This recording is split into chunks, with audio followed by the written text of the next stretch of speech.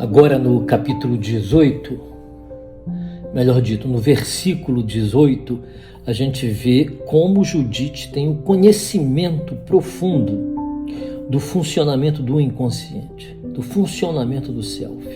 É claro que as palavras que saltam inspiradas da boca de Judite, né, vêm irrigadas de espiritualidade, né, que era o natural, né, do coração dela. Então ela diz: é verdade que não houve nas nossas gerações, é verdade isso, nem há nos dias de hoje nenhuma de nossas tribos ou famílias, nenhum dos povos ou cidades que adorem deuses feitos pela mão do homem, como aconteceu outrora, ok? Não há mais. Ou seja, não há mais nenhum Deus extrovertido, alguma coisa que eu projeto, né, seja num objeto, né, uma montanha, uma pedra, né, e que venha substituir a presença do Deus vivo. Não há mais isso, né? Deus verdadeiramente está no interior do ser humano, lá quando ela disse do coração, no coração do ser humano. Se ele escuta o coração, ele escuta o louvor de Deus em sua própria vida, porque ele mesmo, nós mesmos somos a expressão dessa vida, a expressão da graça, da beleza e do amor do Senhor, né, pela nossa existência, porque é nosso Criador, nosso Pai. Um pai só pode desejar coisas boas para o filho.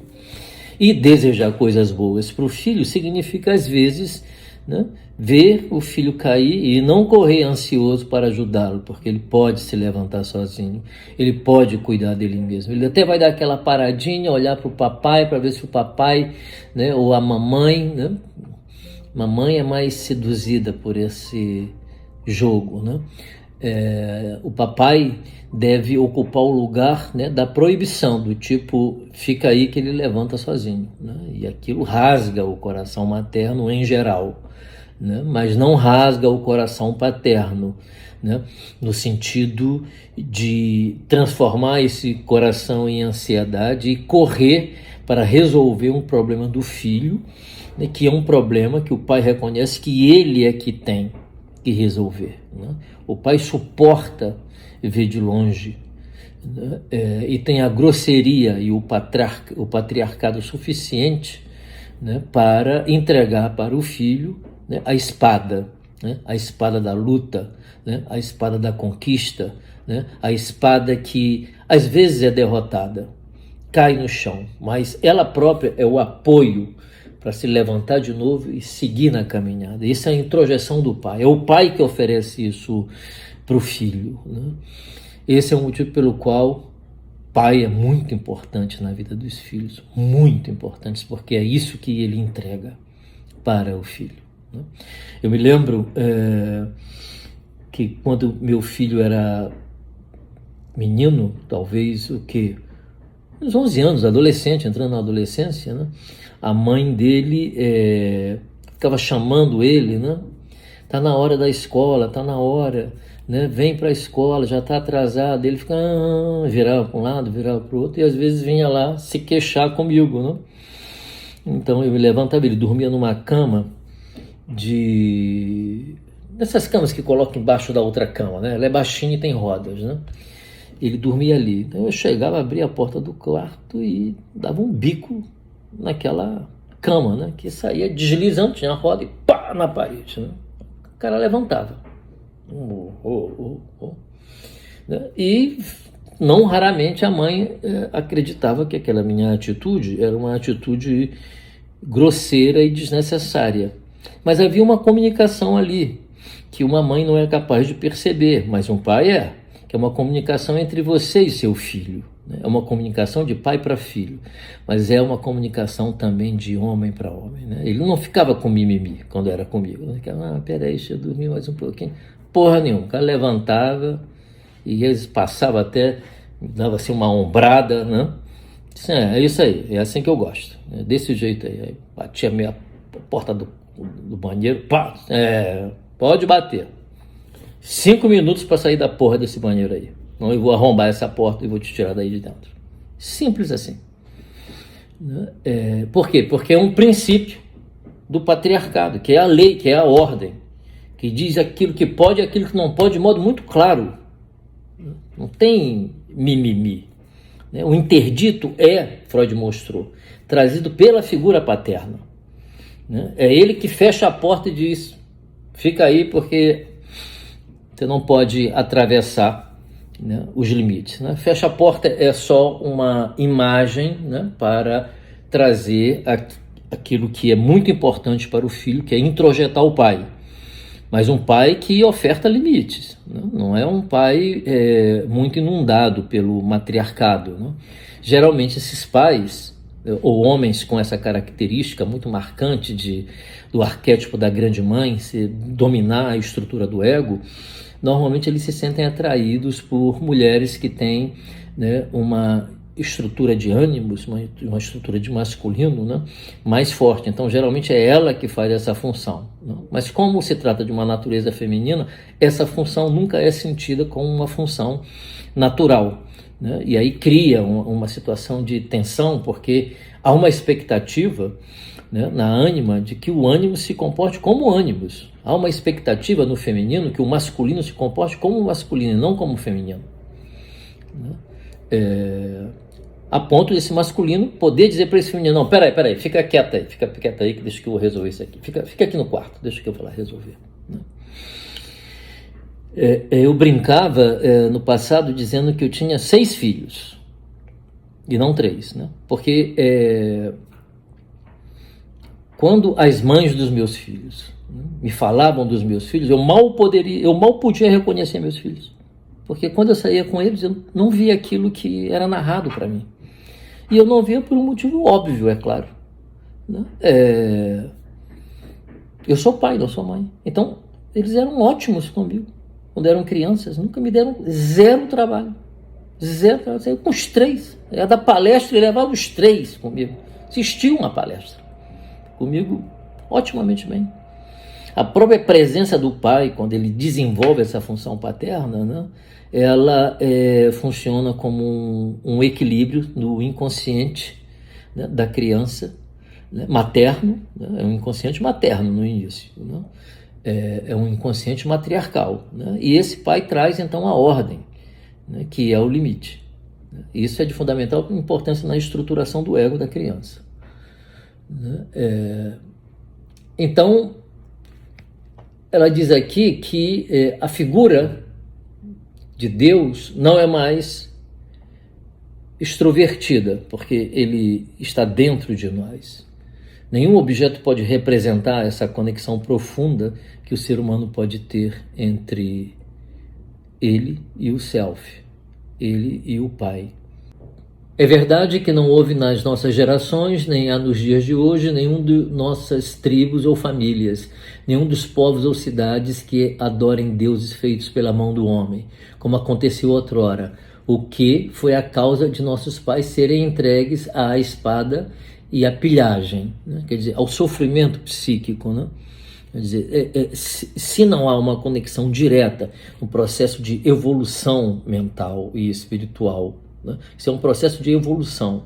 Nem sempre a gente teve essa consciência que a gente tem, e essa consciência que a gente tem agora não é permanente, ela é transformável.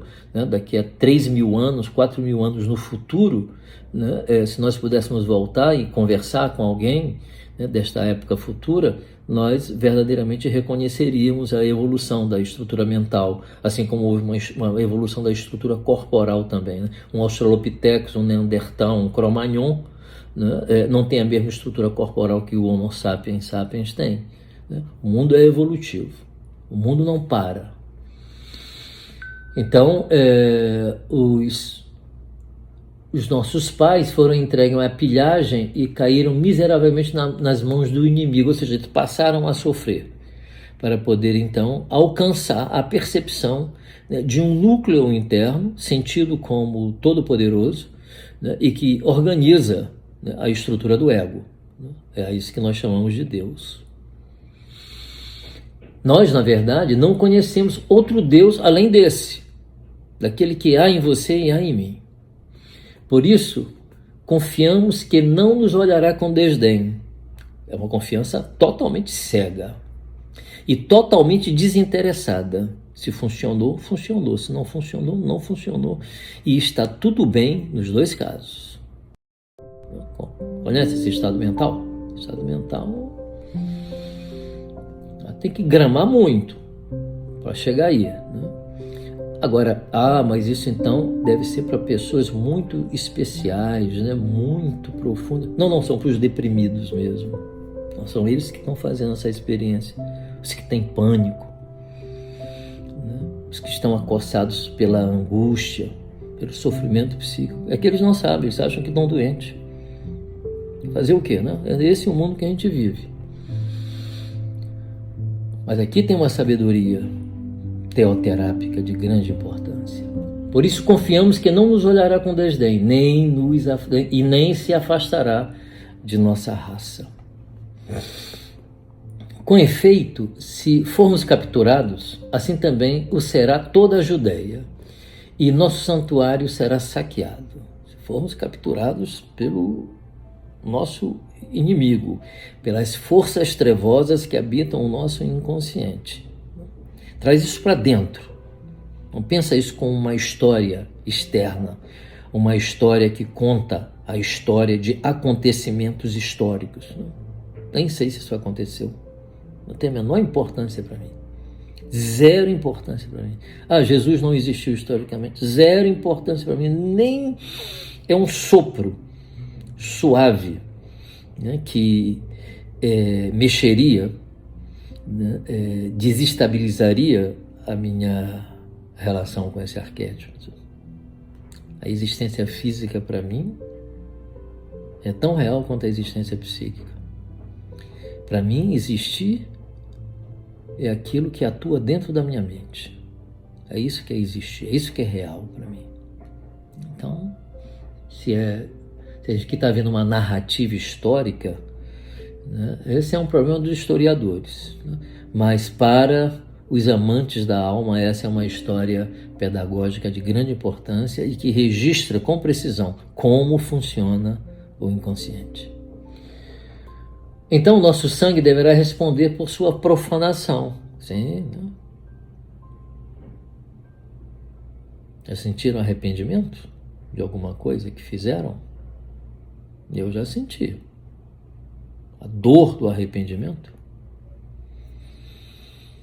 de erros que foram cometidos e que na época não só não pareciam erros, ou pareciam inclusive adequados de serem feitos, porque ou a pessoa fez isso contra você, ou fez aquilo contra você, né? E que depois que se dissolve, né, esse narcisismo, você vê o quanto perdeu de oportunidades, né?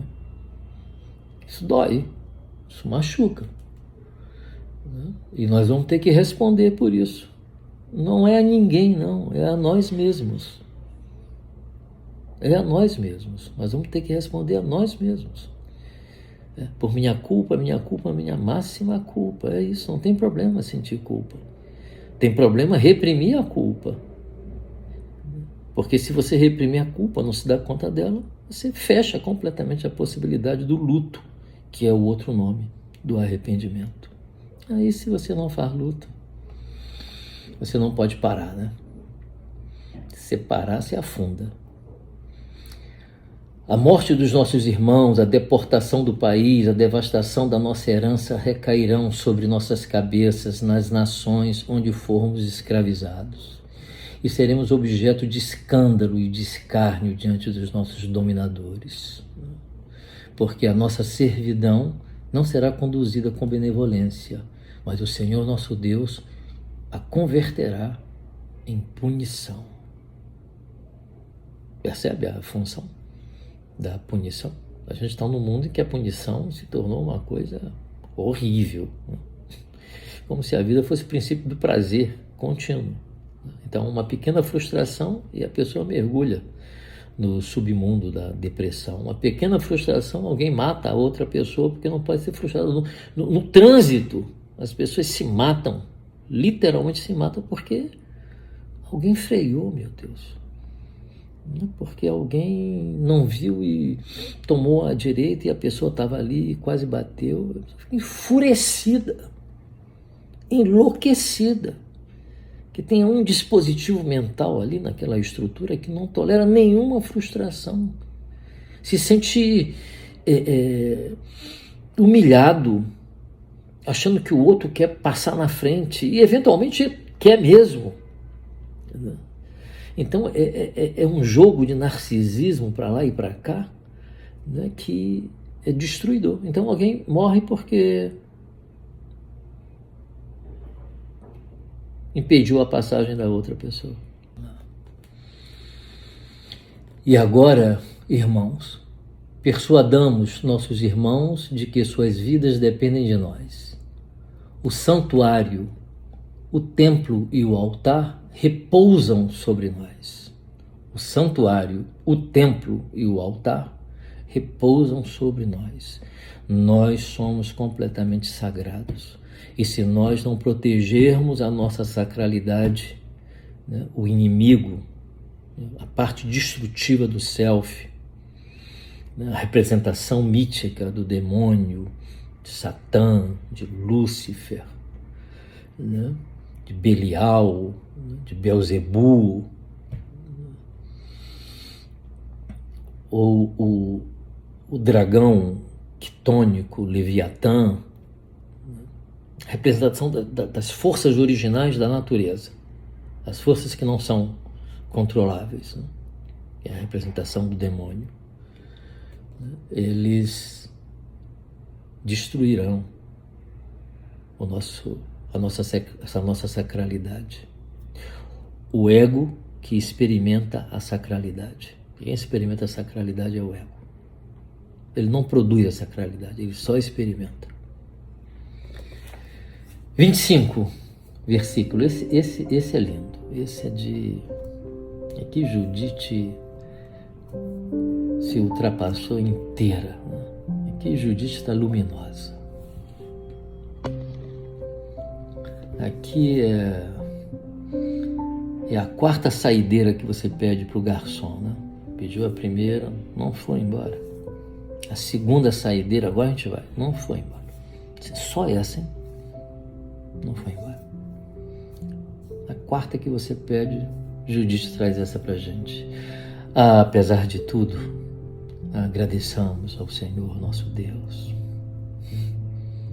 que nos põe à prova como os nossos pais.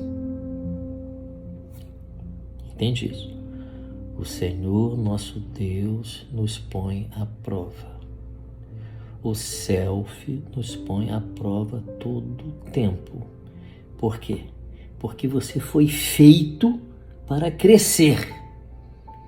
Você foi feito para se desenvolver. Você foi feito para ser aquele que você é desde o começo. Você foi feito para realizar aquilo que o Senhor colocou dentro de você e quer que você se torne isso. Foi por isso que você nasceu.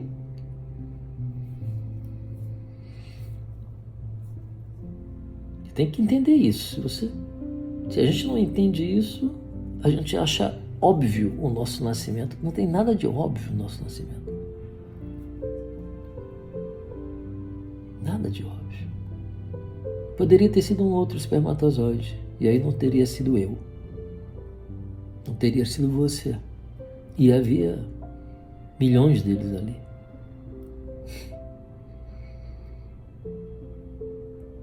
Há uma intenção em ter sido você, ok?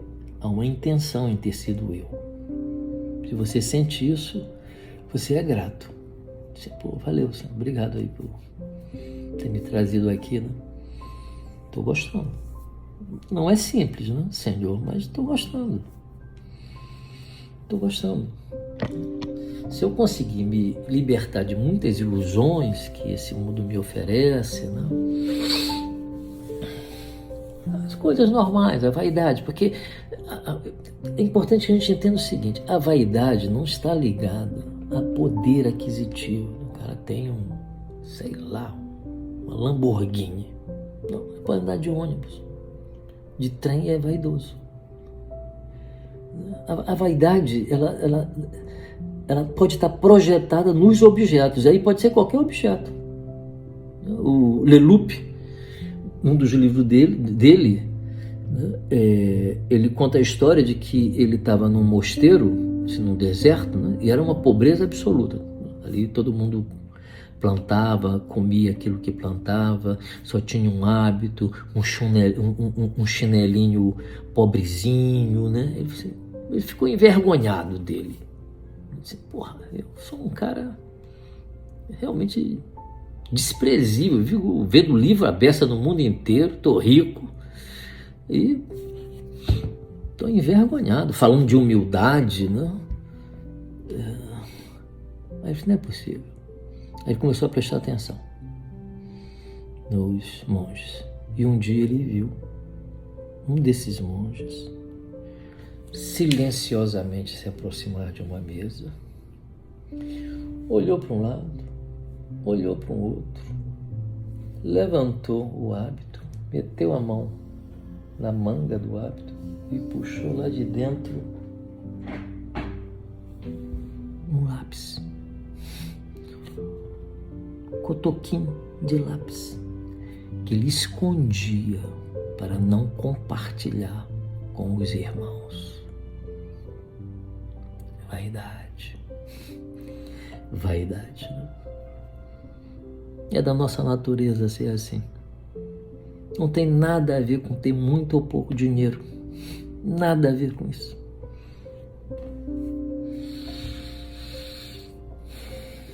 Nada.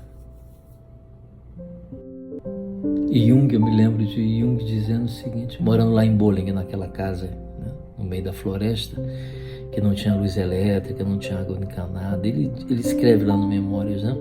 Aqui na minha casa, a única coisa estranha que um homem primitivo encontraria é uma caixa de fósforo. Todo o resto da casa ele ficaria à vontade. Ele diz: eu não instalei luz elétrica, não instalei água encanada, né? À noite eu acendo os lampiões, eu racho a lenha. 83 anos, rachando lenha. Eu acendo uma fogueira para cozinhar meus alimentos, né? Porque isso são tarefas muito simples. E aí ele diz: é muito difícil ser simples. É muito difícil ser simples. E a gente, por causa dessa extroversão aqui, que foi motivo da desgraça, né, dos ancestrais de Judite, de projetar fora, né, que já é um pleonasmo, projetar sempre é fora, né, a gente confundiu, né, simplicidade com aparência. Já foi ali nos mosteiros, já viu os monges lá? Olha só. A posição corporal, como se aquilo fosse humildade. Pode ser, mas aquilo ali não é a certeza da experiência da humildade. Postura corporal, curvadinho, mansozinho, né? É por isso que a psicanálise está no índex do Vaticano até hoje. E para um padre, se ele for muito zeloso fazer a psicanálise, ele tem que pedir permissão lá para o superior dele, porque é perigoso a psicanálise. E é mesmo, ok? É muito perigoso. A psicanálise é super perigosa, porque ela dissolve a ilusão e dissolve as mentiras que nós contamos para a gente e adulteramos a verdade e transformamos a mentira em verdade para poder viver melhor, o que é uma ilusão, porque nós não conseguimos viver melhor assim. Nós não temos nem ideia de como é bom viver no real. Então, tanto é bom que o processo analítico não é outra coisa a não ser, né, tirar da ilusão, né, e trazer para o real da pessoa, né? Cada um tem o seu real. Então, tem uma passagem que é uma alegoria, claro, né? E Buda estaria sentado ali debaixo daquela árvore onde ele alcançou o Nirvana, né? Aquela posição do lótus. Ele está todo vestido assim com roupas preciosas, pedras preciosas, ouro e prata, né? Turbante, né? Que é a posição lá do lótus, com a perna cruzada, né? Com olhos fechados. Aí São Francisco, com aquela roupinha de trapo, toda furada, passa por ele e ele diz assim: Francisco. Aí Francisco olha, meu cara tá de olho fechado. Viu que eu estava passando e ainda sabe meu nome. Pensou com os botões que restaram daquele trapinho que ele estava usando. E Buda diz assim: eu posso ver tua vaidade pelos buracos da tua roupa, Francisco. Ok? Não adianta botar essa roupinha aí, não. Isso é um bom começo. Mas não é isso, hein, Francisco? Isso é um bom começo, mas não é isso. Capítulo 25, que eu falei que é a quarta saideira, né?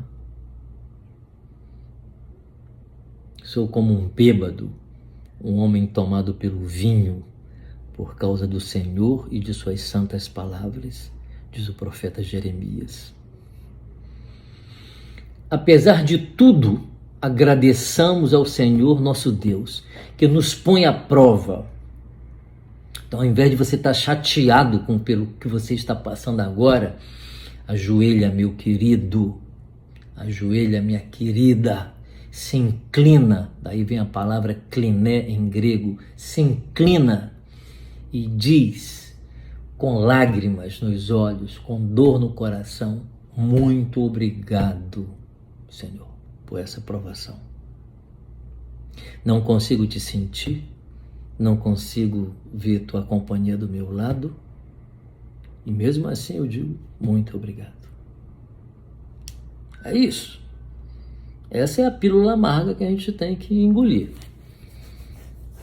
Às vezes a força. Lembrai-vos de que ele fez a Abraão. Lembrai-vos do que ele fez a Abraão, né?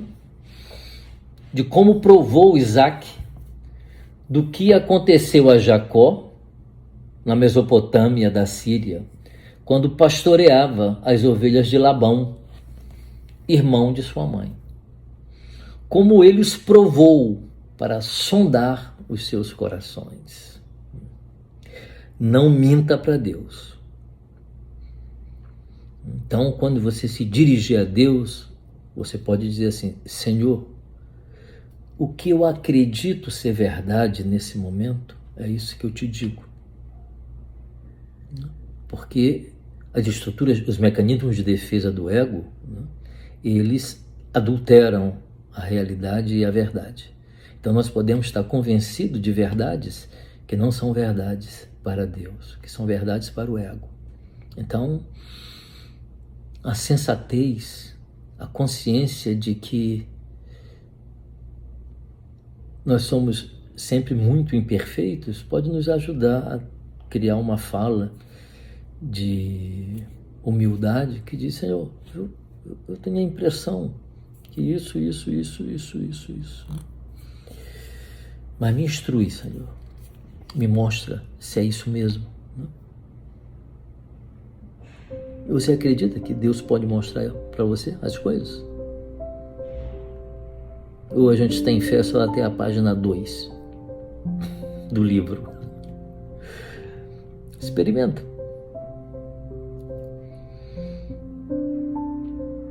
E agora vem a parte que a gente vai encerrar, pedir a conta e tentar voltar para casa, se ainda se souber o caminho desta casa terrena, que não estivermos muito envolvidos com a casa celeste.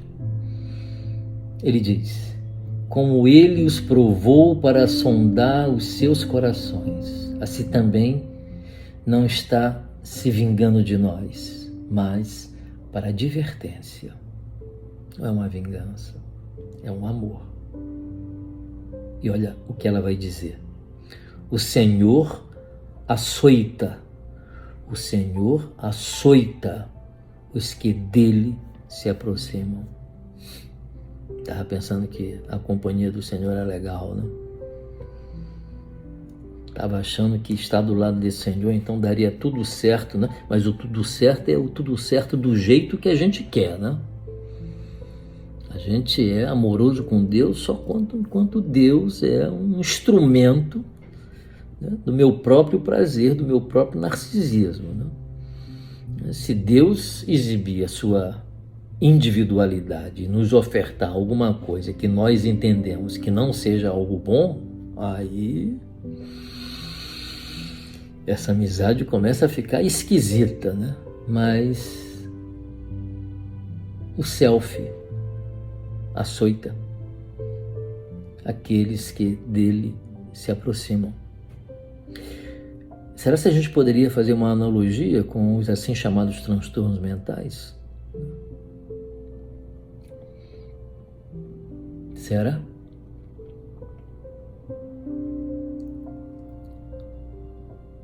Quando o Senhor se aproxima de nós, através de uma experiência que nós julgamos ser uma experiência, às vezes até do inimigo, né? Como as igrejas neopentecostal falam muito do inimigo. Será se foi o inimigo? Será se não é o amigo? Foi o inimigo que fez aquilo com Jó? Foi o inimigo que provou aqui? Abraão, Isaac, Jacó. Foi o inimigo? Não, né? Foi o inimigo que levou Jesus até o deserto para ele entrar em contato com os aspectos demoníacos da sua própria personalidade? Será se foi mesmo? A gente pode estar muito enganado em relação a Deus. E a gente pode estar muito enganado em relação ao que é o bem e ao que é o mal. Peçamos a Deus que nos dê a capacidade de discernir entre isto e aquilo. Mas não se esqueça nunca que o Senhor açoita aqueles que Ele gosta. Coloca no forno alquímico para você suar, perder toda a gordura para brilhar. O brilho de Deus, não é o seu brilho. Lembra aquela história, né? Isso serve muito para mim, que sou leonino.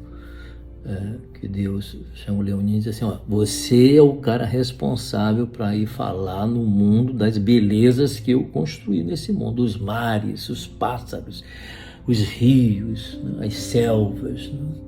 Tudo de belo e de encantador, o céu azul como está hoje aqui, bem aqui na minha frente, né?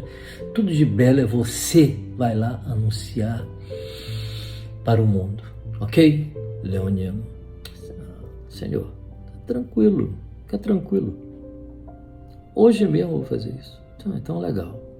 Aí quando o leonino vai saindo pela porta, ele fala, vem cá, volta aqui. Pô, não, Senhor, não te esquece que foi eu que fiz, tá?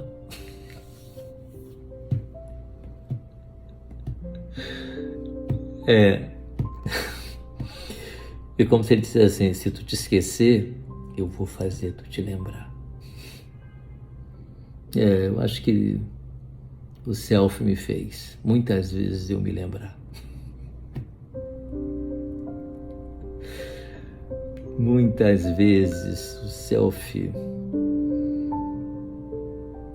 me esmagou para que eu pudesse me lembrar. Mas o Senhor açoita, né? É Judite que está falando.